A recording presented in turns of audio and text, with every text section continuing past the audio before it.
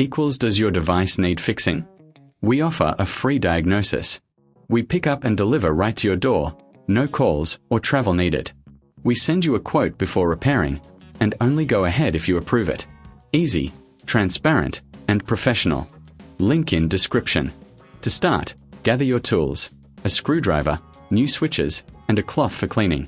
First, unplug your Thermomix for safety.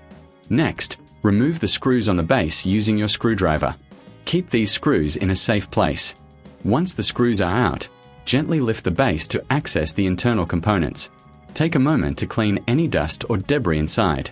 A clean machine works better. Now, visually inspect the switches. If they look worn or damaged, it's time to replace them.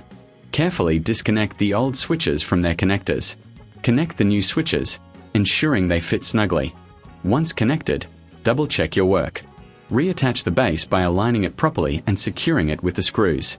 Finally, plug in your Thermomix and test the new switches. If you need help, remember we offer professional diagnosis without obligation. Enjoy pickup and delivery at your home, with no calls and no travel required. Get a quote before repair to ensure you're informed. Your Thermomix will be as good as new.